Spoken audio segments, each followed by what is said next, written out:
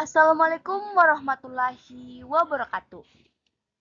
Halo, perkenalkan saya Rahmayani Sudirman dengan NIM 230501502005 dari kelas A, Pendidikan Bahasa dan Sastra Indonesia. Pada kali ini, kita akan membahas mengenai perubahan fonemis yang meliputi asimilasi dan disimilasi fonemis, penambahan fonem, metatetis, monoftongasi, dan diftongisasi. Video ini saya buat untuk memenuhi tugas mata kuliah Fonologi Bahasa Indonesia dari Bapak Dosen Abdul Halik, SPD MPD. Baiklah, langsung saja kita masuk pada penyampaian materi. Materi pertama yang kita akan bahas mengenai perubahan fonemis. Nah, perubahan fonemis ini adalah perubahan bunyi atau fonem pada sebuah kata agar kata tersebut menjadi terdengar jelas. Proses ini dapat terjadi dalam pembentukan kata dan bergantung pada pertemuan morfem dengan morfem lain. Perubahan fonemis dapat terjadi dalam beberapa bentuk seperti asimilasi, dismilasi, metatesis, dan lain sebagainya. Selanjutnya yang kita akan bahas mengenai asimilasi dan disimilasi fonemis. Yang pertama yang saya akan bahas mengenai asimilasi. Nah, asimilasi ini adalah perubahan bunyi dari dua bunyi yang tidak sama menjadi bunyi yang sama atau hampir sama. Menurut Haier tahun 2009, halaman 98, asimilasi merupakan perubahan yang berada sebelum atau sesudahnya.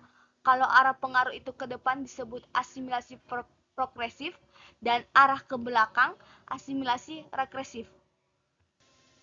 Dengan contoh bahasa Latin yaitu sumis, sementara pada bahasa Italia yaitu snow, dan bahasa Indonesia yaitu tidur. Contoh yang kedua yaitu dengan bahasa Latin collis dan bahasa Indonesia yaitu bukit. Selanjutnya yang kedua yang saya akan bahas yaitu disimilasi. Nah, disimilasi ini juga merupakan proses dua yang sama yang diubah menjadi dua bunyi yang berbeda atau tidak sama. Misalnya dalam kata belajar yang berasal dari pembentukan ber ditambah ajar yang seharusnya menjadi berajar.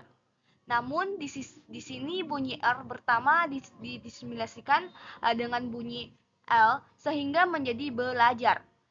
Menurut Haier tahun 2009 halaman 99.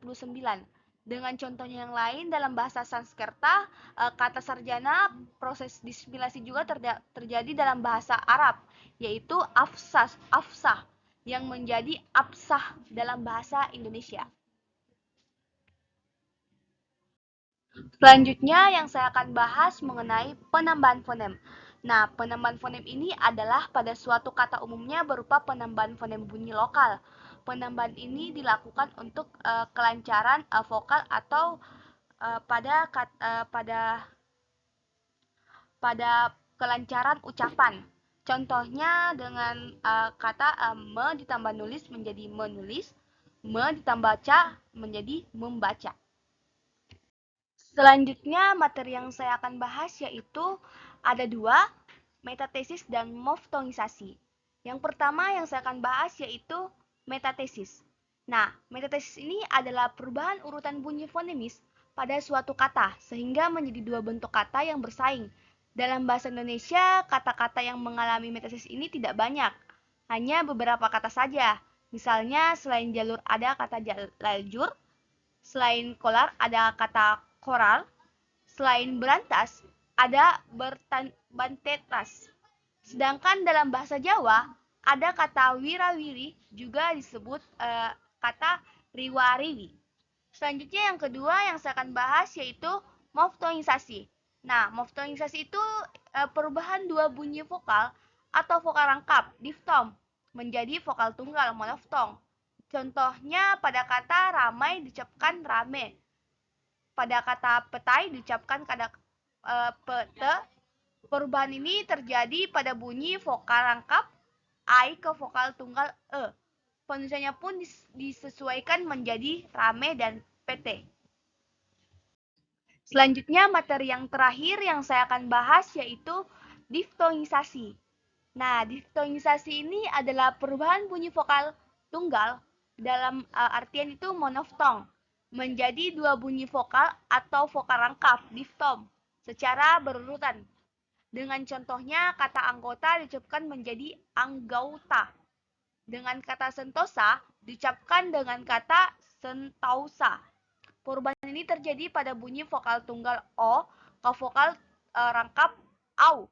Dengan contoh lainnya itu ada teladan menjadi tauladan, vokal ini menjadi AU.